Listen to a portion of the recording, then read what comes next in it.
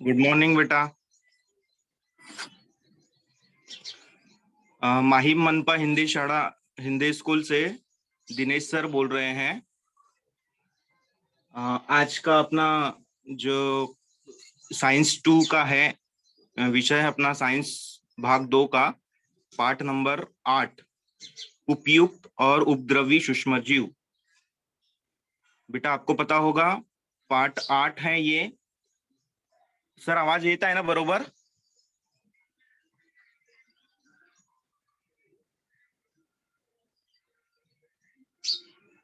पाठ 8 उपयुक्त और उपद्रवी सूक्ष्मजीव। तो आज हम साइंस 2 का लेसन नंबर 8 रीड करेंगे। लेसन नंबर 8 साइंस 2 पार्ट में आता है। आपने पहले देखा होगा, आपके जो क्लास सर हैं उन्होंने बताया होगा आपको कि बेटा लेसन नंबर 1 to 5 जो होगा वो साइंस 1 में आता है, 6 to 10 साइंस 2 में आता है। तो इस तरह से 9th क्लास में 2 भाग रहते हैं। उसके दिवाली के बाद वाला जो पोर्शन है वो 11 से लास्ट आता है। उसको तो हमको अभी नहीं देखना है, लेकिन हमको साइंस 2 का लेसन नंबर 8 देखना है, उपयुक्त और उपद्रवी सूक्ष्मजीव। तो सबसे पहले बेटा मैं आपको ये बता दूं कि आप जैसे कि स्क्रीन पर देख रहे हैं, आज का अपना टॉपिक है ये उपयुक्त और उपद्रवी सूक्ष्मजीव में अन्य रोग कारक सूक्ष्मजीव। हमारा जो मेन टॉपिक है वो है अन्य रोग कारक सूक्ष्मजीव। तो सबसे पहले मैं आपको बता देना चाहता हूं कि सूक्ष्मजीव यानी एक्चुअली होता क्या है। सूक्ष्मजीव, तो सूक्ष्मजीव जैसे कि हम लोग जानते हैं कि अति सूक्ष्म जो जीव होते हैं, जो हमारे खुली आंखों से हम देख नहीं पाते, जिसे देखने के लिए हमको माइक्रोस्कोप या सूक्ष्मदर्शी का उपयोग करना पड़ता है, ऐसे जीव को हम सूक्ष्मजीव कहते हैं। ऐसे जीव को हम सूक्ष्मजीव कहते हैं जो हमको खुली आंखों से कभी दिखाई नहीं देते, जिसका उपयोग करके हम माइक्रोस्कोप का उपयोग करके हम इसको आसानी से देख सकते हैं। बेटा ऐसे दुनिया में अनेक प्रकार के सूक्ष्मजीव हैं, जो उपयुक्त सूक्ष्मजीव हैं और उपद्रवी सूक्ष्मजीव। तो इस सूक्ष्मजीव को 2 भागों में बांट दिया गया है, तो उपयुक्त सूक्ष्मजीव में और उपद्रवी सूक्ष्मजीव में। तो आपको नाम से ही पता चल गया होगा बेटा, उपयुक्त यानी यूजफुल। यूजफुल यानी हमारे बॉडी के लिए जो सूक्ष्मजीव होते हैं वो काफी हद तक यूजफुल भी होते हैं। यानी बहुत सारे ऐसे पदार्थ हैं हमारे खाने पीने में, खाने में या हमारे डेली रूटीन में जो भी पदार्थ हैं, उसमें ऐसे बहुत सारे सूक्ष्मजीव हैं जो हमारे लिए या हमारे बॉडी के लिए उपयुक्त होते हैं। और ऐसे भी बहुत सारे दुनिया में या पृथ्वी पर सूक्ष्मजीव हैं जो उपद्रवी होते हैं, यानी हमारे लिए बहुत हार्मफुल होते हैं। तो हमारा जो आज का टॉपिक है वो हार्मफुल को लेकर है, यानी जो उपद्रवी सूक्ष्मजीव होते हैं उनको लेकर होते हैं, उनको लेकर हमारा टॉपिक आज का है। तो इसमें सबसे पहले उपयुक्त सूक्ष्मजीव के बारे में थोड़ा सा मैं आपको एग्जाम्पल देता हूँ कि उपयुक्त यानी कैसे होते हैं। जैसे उदाहरण है, जैसे दही से दूध से, जैसे दूध जो होते हैं, जैसे ये एग्जाम्पल मैं आपको बता रहा हूँ। जैसे ये दूध है, आप देख रहे हैं ऊपर स्क्रीन पर, ये दूध है। ये दूध से दही बनाते हैं, उसके बाद छाछ बनाते हैं, उसके बाद पनीर भी बनाते हैं। तो बेटा ये जो दूध से दही बनना, ये जो किनियों होना या फिर छाछ बनाना या फिर पनीर बनाना, तो ये हमारे लिए जो पदार्थ हैं वो फायदेमंद होते हैं। यानी ये जो पदार्थ होते हैं ये हमारे लिए फायदेमंद है। तो हमको कुछ ऐसे भी पदार्थ है जिनकी हमको हमारे बॉडी को बहुत जरूरत होती है। अभी देखो ना, हम अगर दूध से दही बनता है तो दही हमारे बॉडी के लिए बहुत फायदेमंद है ना। कहा जाता है कि हमारी पाचन क्रिया बहुत ही स्ट्रांग हो जाती है दही लेने से। हाँ, हमारे जो बॉडी के अंदर जो भी कीटाणु होंगे उसको मार देता है। वैसे ही ताक ताक या मट्ठा लेने से सेम वही प्रोसेस होती है। पनीर खाने से भी हमारी बॉडी को एक हम बोल सकते हैं कि एक चाव मिलता है, एक स्वाद मिलता है, एक ऊर्जा मिलती है, या नया पदार्थ निर्माण होकर हमारे बॉडी को वो पदार्थ की आवश्यकता होती है तो वो ले लेता है। इस तरह से ये जो उदाहरण हम आपको बताए हैं, ये उपयुक्त सूक्ष्मजीव के हैं। उसके बाद है नेक्स्ट वाला,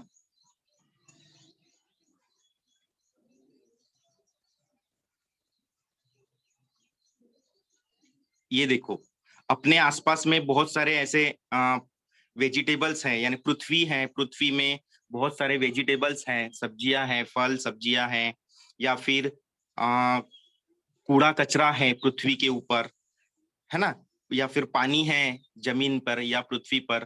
तो ये सब जो है, बहुत कुछ यहाँ से जो पदार्थ हैं वो हमारे बॉडी के लिए बहुत जरूरी होते हैं।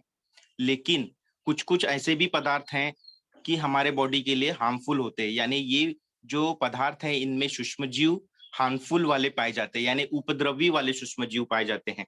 तो उसमें भी ऐसे बहुत सारे हैं, जैसे कुछ जो सूक्ष्मजीव होते हैं हमारे बॉडी पर होते हैं, कुछ वनस्पतियां पर सूक्ष्मजीव पाए जाते हैं, कुछ प्राणियों पर पाए जाते हैं, कुछ सूक्ष्मजीव जो हैं वो हमारे शरीर में पाए जाते हैं। यानी इनका जो सूक्ष्म जीव बोले तो बेटा, सूक्ष्म जीव यानी ये होता है कि हार्मफुल भी और यूजफुल भी। तो सूक्ष्म जीव यानी सिर्फ ये नहीं होता कि सिर्फ जीवाणु है या फिर वायरस है, बैक्टीरिया है, ये भी नहीं। यानी इसके अलावा जो हार्म यूजफुल सूक्ष्म जीव होते हैं वो हमारे बॉडी के लिए बहुत जरूरी होते हैं। जैसे कि मैंने आपको दूध वाला एग्जाम्पल बताया था, तो वैसे ही कुछ वनस्पति में सूक्ष्म जीव पाए जाते हैं, कुछ हमारे बॉडी में सूक्ष्म जीव पाए जाते हैं, और प्राणियों में सूक्ष्म जीव पाए जाते हैं। तो उसके उदाहरण है, अब जो डेंजर सूक्ष्म जीव होते हैं, हार्मफुल होते हैं, यानी उपद्रवी सूक्ष्म जीव जो होते हैं, जो हमारे बॉडी पर कुछ बेकार जो असर डालते हैं या हमारे बॉडी पर जो है हार्मफुल का असर डालते हैं, तो उसमें से हमारे कुछ सूक्ष्म जीव के द्वारा हमारे जो मांसपेशियां हैं या हमारे शरीर पर है कुछ लाल लाल चट्टे इस तरह से आ जाते हैं, इस तरह से हो सकते हैं। या फिर कभी बॉडी में ऐसे चट्टे आना, रेड मार्क्स होना, इस तरह से हमारे बॉडी पर ये सूक्ष्मजीव यानी जो हार्मफुल होते हैं वो इफेक्ट करते हैं। तो इसको हम हमारे पे समय समय पर बचने का उपाय करना चाहिए। वो क्या उपाय है वो भी हमको थोड़ा सामने हम आपको एक्सप्लेन कराएंगे। उसके बाद है, देखो बेटा, कुछ सूक्ष्मजीव अनेक प्रकार से हानिकारक होते हैं, ये आपको पता है। यहाँ स्क्रीन पर आपको नजर आ रही है सबसे पहली लाइन, जो कुछ सूक्ष्मजीव अनेक प्रकार से हानिकारक होते हैं।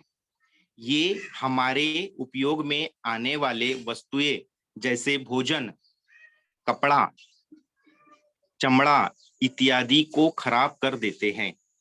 कुछ सूक्ष्मजीव मनुष्य, जंतुओं और पौधों में रोग उत्पन्न करते हैं। ऐसे सूक्ष्मजीव को रोगाणु या रोगकारक भी कहा जाता है।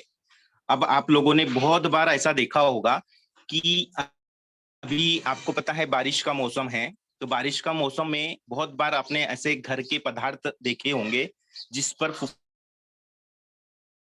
लग जाती है, जिसपे सफेद सफेद बुर्सी लग जाती है, सब्जियों में, रोटियों में या फिर ब्रेड में। आप लोगों ने बहुत बार देखा होगा। ये गर्मी के मौसम में ज्यादातर होता है, लेकिन बारिश में भी चमड़े चमड़े को आपने देखा होगा, चमड़ा भी खराब हो जाता है, हमारी जो बूट है, जो शूज है, वो भी खराब हो जाते हैं। बहुत सारे ऐसे जंतु उसमें लग जाते हैं। या फिर आप लोगों ने पौधा देखा होगा, उस पौधे में भी अनेक प्रकार के रोगाणु या फिर रोग कारक जंतु लग जाते हैं। तो बैक्टीरिया से होने वाले कुछ बीमारियां में Bactrian meningitis, pneumonia, TB, cholera, food poisoning इत्यादि शामिल हो जाते हैं। यानी हमारे बॉडी में इतने सारे जो जीवाणु हैं वो ऑटोमेटिकली हवा के द्वारा इधर से उधर पसर जाते हैं और वो आ जाते हैं। देखो यहाँ पे फूड पॉइजनिंग का एग्जाम्पल दिया गया है। ये देखो यहाँ पे फूड पॉइजनिंग यानी जो हम बाहर का खाना खाते हैं, बाहर का कुछ अगर खा लेते हैं तो उसके कारण भी हमारे बॉडी में क्यों प्रॉब्लम्स होना चालू हो जाती। क्योंकि बाहर के खाने में आप लोगों को पता है बेटा कि बाहर का खाना खुला होता है, दुकानदार ज्यादा उसको ढक के नहीं रखते या ज्यादा सेफ करके नहीं रख सकते।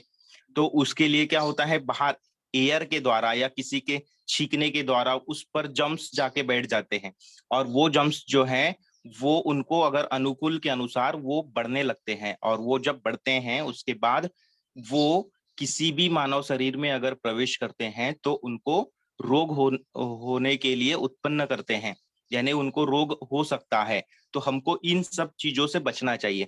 अब जैसे दूसरी आकृति में आप देख रहे हैं कि बेटा हम जब खाना खाते हैं तो हमको पता है कि हमारे हाथ क्लीन है, लेकिन खाना खाते समय फिर भी हमको हमारे हाथ जो है साबुन से या फिर जो भी आप घर पे यूज करते हैं उससे क्लीन या नीट एंड क्लीन धोना चाहिए, है ना। क्योंकि हमने अगर ऐसा नहीं किया तो आप अपने हाथों को भी सूक्ष्मदर्शी से देखेंगे तो वहां पे भी छोटे छोटे कुछ जीवाणु नजर आएंगे, और ये जो जीवाणु जो रहेंगे ये बहुत खतरनाक होते हैं हमारे बॉडी के लिए, हमारे शरीर के लिए बहुत खतरनाक होंगे। तो इसलिए हमको जो भी काम करना होता है उसके पहले हमको अपने हैंड को वॉश करना चाहिए।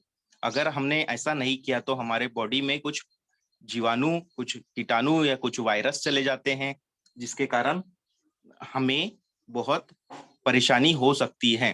तो हमको इससे बचना चाहिए। इसके बाद सूक्ष्म जीव रोगों के कारक, उनसे कौन से ऐसे कारक है बेटा जो हमारे बॉडी में रोग हो सकते हैं। जैसे सूक्ष्म जीव रोगों के कारक जैसे जीवाणु हैं, विषाणु हैं, कवक हैं। तो अब ये जीवाणु, विषाणु, कवक ये जल, वायु और भोजन इनसे प्राप्त होते हैं। ज्यादातर जल से यानी दूषित पानी से भी हमको हमारे बॉडी को हार्मफुल हो सकता है, यानी हानिकारक हो सकता है। उसके बाद वायु से आपको पता है हवा से भी प्रॉब्लम हो सकती है हमारे शरीर को, धूल से प्रॉब्लम होती है हमारे शरीर को, भोजन से, भोज्य पदार्थ से प्रॉब्लम होती है, मच्छर मच्छर से प्रॉब्लम होती है। हमारे घर के आसपास में बहुत अगर गंदा पानी जमा होता है तो वहां से हमको प्रॉब्लम हो सकती है, आदि के द्वारा मनुष्य के शरीर में प्रवेश करते हैं। यानी ये जो भोजन है, वायु है, जल है, मच्छर है, इनके द्वारा हमारे बॉडी पे जो वायरस है वो अटैक करता है और हम बीमार हो सकते हैं। तो हमको उसको संचरणीय रोग, हमको क्या हो सकता है इनसे। जैसे संचरणीय रोग जो पहले बताया गया है यहाँ पे, ये रोग कुछ जैव को जैसे वायरस, बैक्टीरिया, प्रोटोजोआ, कवक आदि के द्वारा उत्पन्न होते हैं। संक्रमण रोग विभिन्न तरीकों जैसे जल, वायु, भोजन, रोगवाहक द्वारा एक व्यक्ति से दूसरे व्यक्ति में फैल सकते हैं। संक्रमण रोग रोगी व्यक्ति से स्वच्छ व्यक्ति में संचरित होते हैं। यानी जब हमको ऐसे प्रॉब्लम्स आ गए तब जो दूसरे रोगी वाले व्यक्ति होंगे उसके द्वारा हम अच्छे वाले व्यक्ति पर ये संक्रमण फैल सकते हैं। हमको पता नहीं होता, हम ट्रेन में जाते हैं, हम भीड़ भाड़ वाले एरिया में जाते हैं, हमको कुछ समझ में नहीं आता कि कौन रोगी है। इसलिए हमको बचने के लिए क्या उपाय करना होगा। अभी तो आज के तारीख में कोरोना वायरस के कारण हम मास्क पहनते, लेकिन ये जो मास्क है इसको हमको डेली, जब भी हम बाहर निकलते हैं तब हमको डेली इसका उपयोग करना चाहिए। जब भी हम घर पे आते हैं तो क्लीन बात करना चाहिए, क्लीन नहाना चाहिए। उसके बाद अगर आप फ्रेश हो रहे हैं, अपने हाथ धो रहे हैं, तो ये हमारे लिए बहुत अच्छी बात है। यानी बेटा ये जो वायरस रहेंगे इनको अपने आप से बचाने के लिए हमको ही अलर्ट रहना होगा।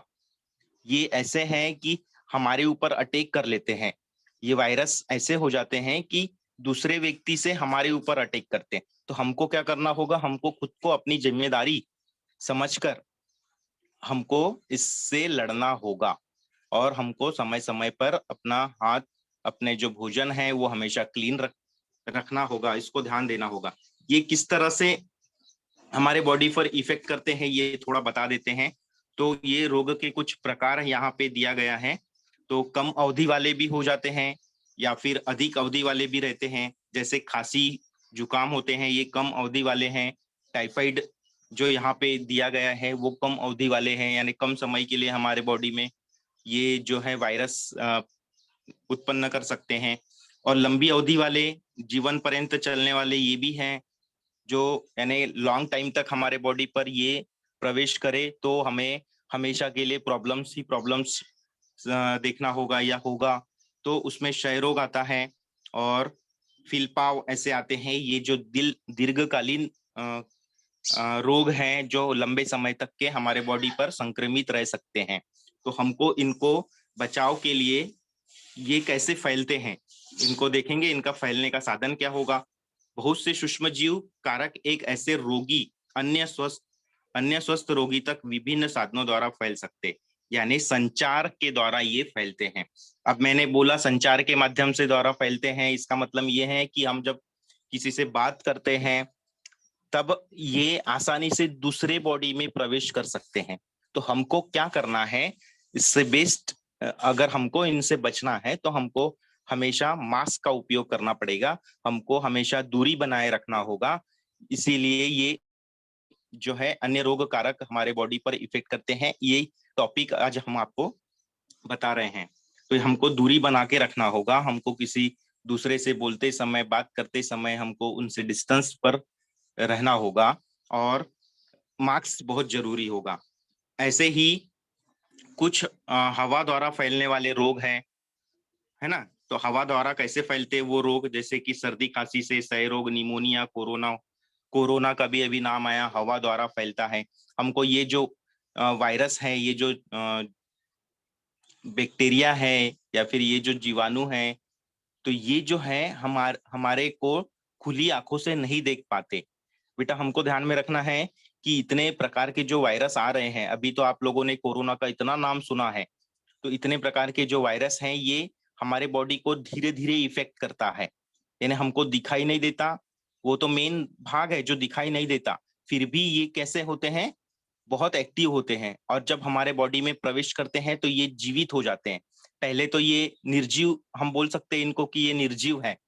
जो भी वायरस हमारे बॉडी में आते हैं बाहर से, ये सब निर्जीव रहते हैं, लेकिन जैसे हमारी बॉडी के अंदर वो चले जाते हैं तब वहां पे उनमें जान आ जाती है। और तब आप लोगों ने जैसे देखा होगा कि हमारे घर में जो चमड़ा रखा है, चप्पल रखी है, उसमें फुफुंदी ऑटोमेटिकली लग जाती है और वो बढ़ने लगती है, या सब्जी खराब होती है गर्मी के दिनों में, तो ऑलरेडी वो जो सब्जियां हैं वो फुफुंदी लग जाती है, तो वहां धीरे धीरे बढ़ने लगता है। वैसे ही जो वायरस हमारे बॉडी के अंदर जाते हैं वो ऑटोमेटिकली बढ़ने लगते हैं और उसके कारण हमारे बॉडी को सामने चल के बहुत समस्या निर्माण होती है। आप लोगों ने अभी कोरोना वायरस का जस्ट देख भी रहे हैं कि कैसे कैसे ये वायरस जो है हमारे बॉडी के अंदर प्रवेश करता है और हमको क्या इसके हार्मफुल हो सकते हैं, क्या इफेक्ट होता है, और कई लोग तो अभी मर भी चुके हैं बेटा। तो हमको ये ध्यान में रखना है कि कोई भी प्रकार का वायरस हमारे बॉडी पर ना आए, इसके लिए हमको हमेशा अपनी खुद की सुरक्षा और अपने परिवार की सुरक्षा करना चाहिए। हमको समय समय पर बीएमसी द्वारा टीके लगाने चाहिए, हमको समय समय पर उनके द्वारा इंजेक्शन लगाना चाहिए, हमको समय समय पर उनके द्वारा जो दिया जाता है, हर साल बच्चों को टीके दिए जाते हैं। स्कूलों में आप लोगों ने देखा होगा हर साल बच्चों को टेबलेट दी जाती है, तो इसका भी समय समय पर उपयोग करना चाहिए ताकि हमको हमारे बॉडी को, बीएमसी ये चाहता है कि सभी की बॉडी सुरक्षित रहे, हमारे बच्चे हमेशा सुरक्षित रहना चाहिए, इसलिए ये कदम उठाते हैं और हमको भी इसमें कॉपरेट करना चाहिए। हमको भी ऐसा नहीं है कि भाई मुझे कुछ भी नहीं हो रहा है फिर भी मैं नहीं करूं या नहीं लूं या दवा ना खाऊं, ऐसा कभी हमको सोचना नहीं चाहिए। जो हमारे बीएमसी के अधिकारी हैं या फिर जो हमारे स्कूल के शिक्षक हैं, टीचर हैं, वो लोग हमको बताते हैं, प्रिंसिपल सर हमको बताते हैं, तो इसका हमको हमेशा पालन करना चाहिए। तो इस तरह से हमारे जो वायरस हैं फैलने से रोक सकते हैं। अब इसी आकृति में देखो कि यहाँ पे जो बूंदक दिखाई दे रही है हमारे बॉडी से, जो जब हम बोलते हैं तो ये बूंदक यानी स्पीड होते हैं, ये स्पीड होने से ये छोटे छोटे जो जीवाणु आपको दिख रहे हैं, ये छोटे छोटे सूक्ष्मदर्शी के द्वारा जब हम इसको देखेंगे तब ये हमको दिखाई देते हैं, लेकिन हम ऐसे खुले आंखों से देखेंगे तो हमको समझ में नहीं आता। और यही जो वायरस है वो दूसरे व्यक्ति पर यानी स्वच्छ व्यक्ति के ऊपर जाता है और वो भी रोगी हो जाता है। तो हमको इसके भी उपाय करना चाहिए। उसके बाद है कुछ मनुष्य में सूक्ष्मजीवों द्वारा होने वाले सामान्य रोग। अब कुछ और ऐसे अन्य अन्य कारक है, अन्य रोग कारक है सूक्ष्मजीव के, जो मानव में हो सकते हैं। अब ये भी जो है सूक्ष्मजीव के कारण ही होते हैं। तो उसमें सबसे पहले यहाँ पे दिया गया है बेटा, मानव में होने वाले रोग, यानी मानव रोग। सबसे पहले क्षय रोग है। तो क्षय रोग जो है वो रोग, अब यहाँ पे कॉलम दिया है आपको, सारणी दी है। रोग कारक सूक्ष्मजीव, यानी कौन से सूक्ष्मजीव के कारक ये होते हैं क्षय रोग, ये बताया गया है। फिर इनका संचरण, यानी एक जगह से दूसरे जगह कैसे जाते हैं ये रोग, ये बताया गया है। फिर उसमें बचाव और उपाय भी बताया गया है कि इस रोग से हम किस तरह से अपने आप को बचाव कर सकते हैं, या फिर इसके उपाय क्या है ये भी हम देख सकते हैं। और इसका प्रकार कौन सा है, वो कौन सा रोग जो है वो कौन से प्रकार का वायरस है, ये यहाँ पे बताया गया है। तो ये भी हमारे अन्य रोग कारक सूक्ष्मजीव है हमारे जो बॉडी, आज का जो हमारा टॉपिक है वो। तो सबसे पहले क्षय रोग। तो क्षय रोग जो है ये, इसका जो रोग सूक्ष्मजीव है, रोग कारक सूक्ष्मजीव है माइकोबैक्टीरियन ट्यूबरक्लोसिस। इसको जो कहा जाता है वो माइकोबैक्टीरियन ट्यूबरक्लोसिस। ये वायु के द्वारा फैला जाता है, यानी हवा में ये फैल सकता है। अब देखो हवा से कहाँ कहाँ से हमारे पृथ्वी पर इतने सारे लोग हैं और इतने हवा चलते रहती है। तो ट्रेनों में आप लोगों ने देखा होगा इतनी भीड़ भाड़, मार्केट में आप लोगों ने देखा होगा इतने भीड़ भाड़ वाले एरिया है, जहां हम लोग रहते हैं वहां भी भीड़ भाड़ वाले एरिया है। हमको क्या पता है किसमें ये क्षय रोग है और कौन रोगी है। तो इन रोगी से हमको बचने के लिए हमारा जो उपाय होगा वो तो मास्क होगा, क्योंकि हवा में जो जीवाणु आ रहे हैं वो हमको पता नहीं है कि हमारे बॉडी में कब प्रवेश कर ले। तो इसको बचने के लिए क्या करना होगा, यहाँ पे देखो, रोगी रोगो व्यक्ति उनके व्यक्तिगत वस्तुओं का अन्य व्यक्तियों से अलग रखना, यानी जो रोगी वाला व्यक्ति है उनसे हमको बचना चाहिए, यानी अलग रहना चाहिए। हम ये बता रहे हैं इसके उपाय या बचाव में। उचित समय पर टीकाकरण लगाना चाहिए, यानी जब भी गवर्नमेंट के टीके आते हैं तो उसी समय हमको ये टीका लगाना चाहिए। तब हम इन सब जो क्षय रोग हैं या फिर जो भी प्रकार की जो बीमारियां हैं या इनके जो कारक है, रोग के कारक है, उनसे हम अपने आप को बचा सकते हैं। इसको ध्यान में रखना है बेटा।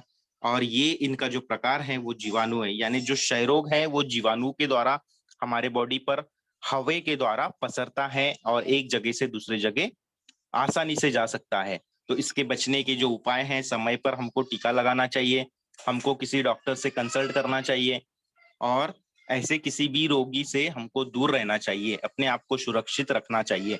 ये इसके उपाय हैं। उसके बाद में और ऐसे बीमारियां हैं, बहुत सारे जो रोग हैं जो हमारे बॉडी में आ सकते हैं। तो उसमें सेकेंड वाला दिया है हैजा। हैजा, तो हैजा जो है ये विब्रो कॉलेरी, इसको नाम दिया गया है विब्रो कॉलेरी। ये जल और भोजन द्वारा होता है। अब दूषित जल, अब हम हमारे बॉडी में अगर दूषित जल चले जाता है, तो आपको पता है दूषित जल को जब हम सूक्ष्मदर्शी से नीचे देखेंगे कांच की पट्टी में, तो वहां पे अनेक प्रकार के जीवाणु आपको दिखाई देंगे। जैसे कि मैंने अभी आपको बताया था कि हाथों में हमारा हाथ क्लीन रहना चाहिए हमेशा, भोजन करते समय, खाना खाते समय हमको हाथ हमेशा धोना चाहिए।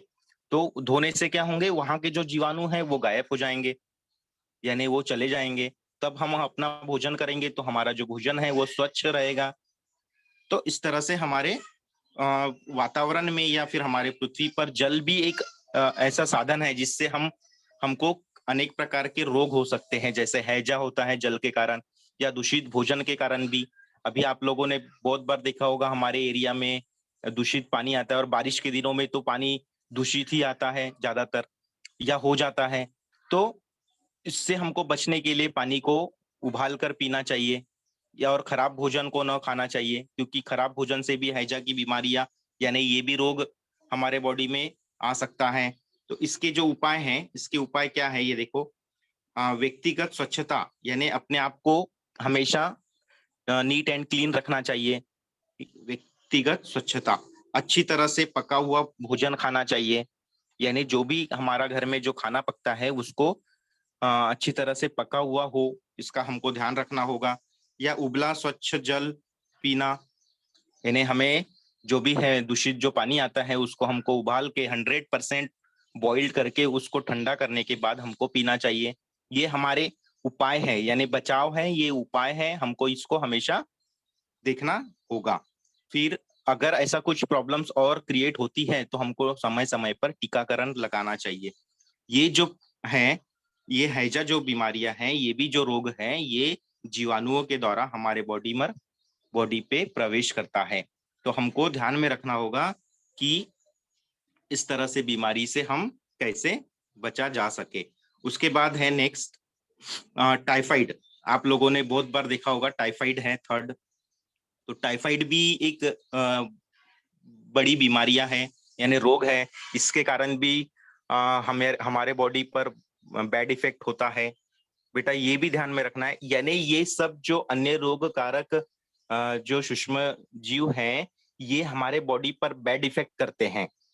तो ये बैड इफेक्ट करने के लिए हमको समय समय पर क्या उपयोग या क्या उपाय करना होगा, इसको हमको खुद को ही देखना होगा कि हमारे बॉडी कैसे क्लीन रहेगी या हम किस तरह से अपने आप को स्वच्छ रख सकते हैं। तो इसमें टाइफाइड है, ये सामान्य टाइफाइड जो है सल्मोनिया टाइफेस बोलते हैं, ये भी जल के द्वारा उत्पन्न होता है, यानी ये भी पानी, दूषित पानी के द्वारा ही उत्पन्न होता है। इसमें व्यक्तिगत स्वच्छ रखना बहुत जरूरी होता है। इसमें भी वैसा ही है, अच्छी तरह से पका हुआ भोजन खाना चाहिए, उबला हुआ पानी पीना चाहिए, टीकाकरण करना चाहिए। इस तरह से इस इसका भी हम देखरेख या देखभाल कर सकते हैं। उसके बाद है खसरा। आप देखो यहाँ पे फोर्थ जो पॉइंट दिया गया है, खसरा, ये भी मैसुलस है, इसको रूबेला वायरस कहते हैं। अभी लास्ट टाइम जो पिछले साल आप लोगों जब 8 में थे तब रूबेला वायरस का टीका हमने लगाया होगा, हम सभी ने लगाया होगा या लगाया है। तो ये जो है इसके कारण क्या होते हैं बेटा, हमारे बॉडी पर दाग आ जाते हैं या रेड वाले पॉइंट्स आ जाते हैं, रेड क्रैचेस आ जाते हैं। ये इस तरह से हमारे जो बॉडी पर इफेक्ट करते हैं, वो फिर ज्यादा अगर हमने उसको ध्यान नहीं दिया तो बहुत फैल सकते हैं, और जिससे बॉडी पर अनेक प्रकार के वायरस जमा हो सकते हैं और हमारे बॉडी फिर हार्मफुल हो सकती है। तो उसके लिए भी हमें उपयोग करना होगा या बचाव करना होगा। तो रोगी व्यक्ति उनकी व्यक्तिगत वस्तुओं को अन्य व्यक्तियों से अलग रखना होगा, यानी जो सामान वो लोग यूज करते हैं अपने घर पे भी हो या अपने कहीं और हो, तो जो सामान यूज करते हैं उनसे हमको बचना चाहिए, उनको सामान को अलग रखना चाहिए, या फिर उचित समय पर टीकाकरण करना चाहिए, उचित समय पर डॉक्टर से सलाह लेना चाहिए। ये भी विषाणुओं के कारण होते हैं। तो ये जो वायरस होते हैं खसरा, ये हमारे बॉडी पर विषाणु का प्रकोप के कारण हमारे बॉडी पर होते हैं। तो हमको इसके बचाव के लिए हमको अपने आप को सुरक्षित करना होगा। ऐसे ही चिकन पॉक्स है, ऐसे ही जो अन्य और कारक हैं, वो उसमें चिकन पॉक्स हैं। ये चिकन पॉक्स जो है, ये सेला वायरस हमारे बॉडी के अंदर प्रवेश करता है। ये भी सीधे संपर्क, यानी मनुष्य के सीधे संपर्क से या फिर हवा के द्वारा भी हमारे बॉडी में प्रवेश कर सकता है। तो इसके लिए भी हमको इसके उपाय क्या है ये देखते, रोगी व्यक्ति एवं उनकी व्यक्तिगत वस्तु को अन्य व्यक्ति से अलग रखना। इसमें भी सेम वही प्रोसेस है, उपाय है, यानी हमको उसके जो सामान यूज करते हैं उसको हमको यूज न करना है, ये हमको ध्यान में रखना है। और उचित समय पर टीकाकरण, दवाई, डॉक्टर्स, ये सब लेकर हम अपने आप को स्वच्छ और सुरक्षित कर सकते हैं। ये जो इसका कारक है ये भी विषाणु है। अब बेटा ये जो विषाणु है सबसे खतरनाक हमारे बॉडी पर इफेक्ट करते हैं, यानी जितने भी विषाणु हैं, वायरस हैं, ये सब हमारे बॉडी पर बहुत खतरनाक तरीके से सूक्ष्म जीव अटैक करते हैं। तो इनको समय समय पर हमको अपने आप को सुरक्षित रखने के लिए समय समय पर टीकाकरण या दवाइयाँ का उपयोग करना चाहिए, या जो गाइडेंस हमको बीएमसी के द्वारा या पेरेंट्स के द्वारा मिलता है उसका उपयोग हमको ध्यान से करना चाहिए।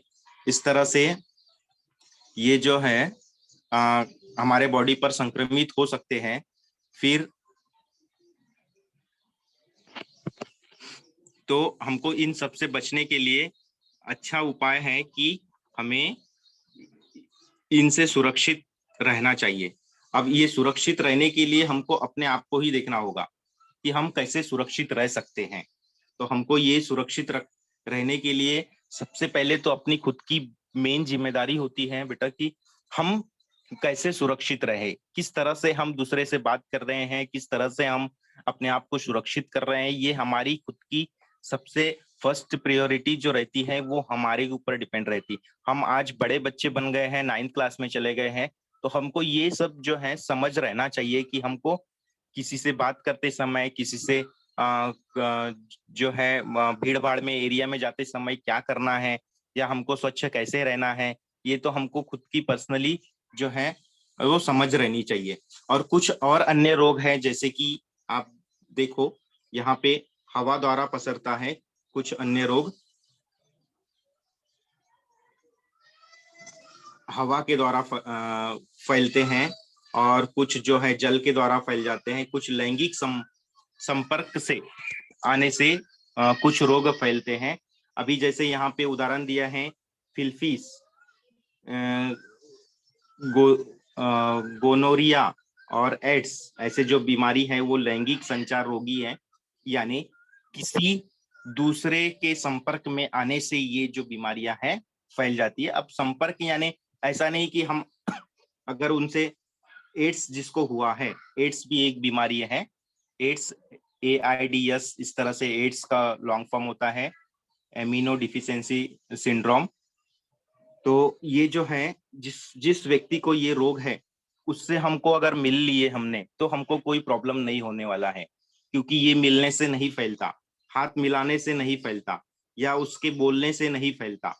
लेकिन ऐसे भी बहुत सारे सूक्ष्मजीव हमारे बॉडी पर प्रवेश करते हैं जब हम एड्स वाले जो रोगी हैं या रोग कारक हैं उनसे हम रोगी को रक्त, यानी अगर किसी रोग एड्स वाला रोगी हमारे संपर्क में आता है तो हमको क्या करना चाहिए, रोग का यानी कब वो फैल सकते हैं, रोग का सख्त स्वच्छ व्यक्ति से स्थानांतरित करने से, यानी उन जो रोगी है उनका अगर हम ब्लड लेते हैं, उनका ब्लड हम अपने बॉडी में अगर प्रवेश डाल देते हैं या किसी और के बॉडी में डाल देते हैं, तब हमको वो बीमारी हो सकती है, वो रोग हमको हो सकता है। या फिर उसकी उपयोग वाली जो सुई होती है, अगर उस वही सुई हमने अगर लगा ली तो हमको तब भी ये बीमारियां या ये रोग हमारे बॉडी में प्रवेश कर सकता है। या फिर लैंगिक संपर्क के साथ रक्त स्थानांतरण से, यानी हम किसी दूसरे से संपर्क में आते हैं, लैंगिक संपर्क में आते हैं, तब भी हमारे बॉडी में ये जो है इसके जो वायरस हैं वो प्रवेश कर सकते हैं। या फिर और है गर्भावस्था में रोगी माता से बच्चे में और स्तनपात द्वारा, यानी अगर किसी रोगी माता को यानी एड्स हुआ है या किसी माता को एड्स हुआ है तो उनके बच्चों में फैलने में, क्योंकि वो मिल्क देते हैं बच्चों को, तो वहां से फैलने में उनको उनके संपर्क में आने से उनका हो सकता है।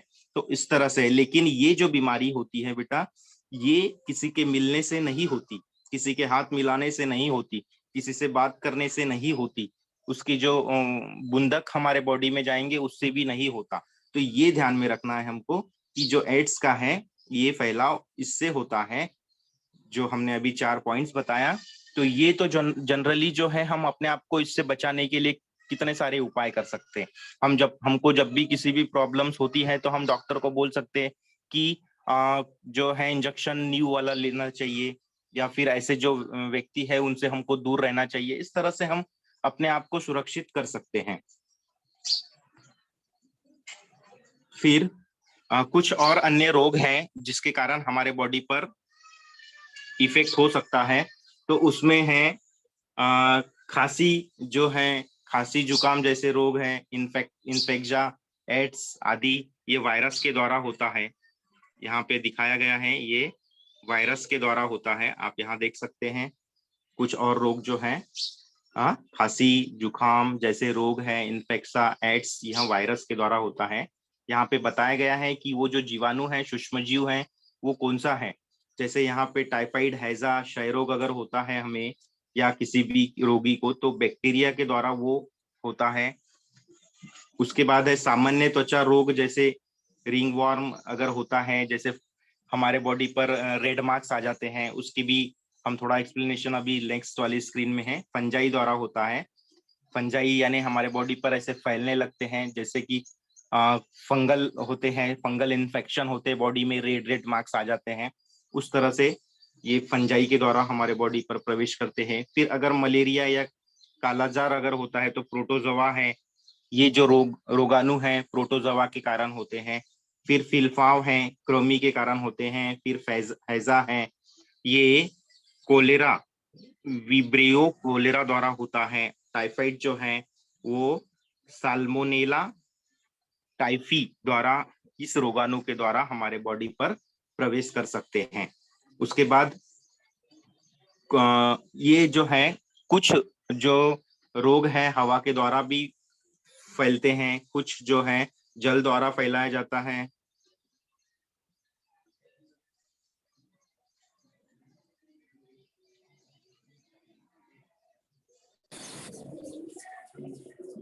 कुछ जो है वो जल द्वारा फैला दिए जाते हैं या फैल जाते हैं।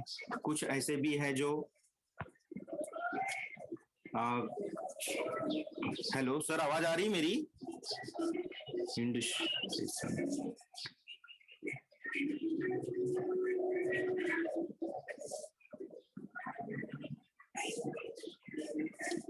हेलो,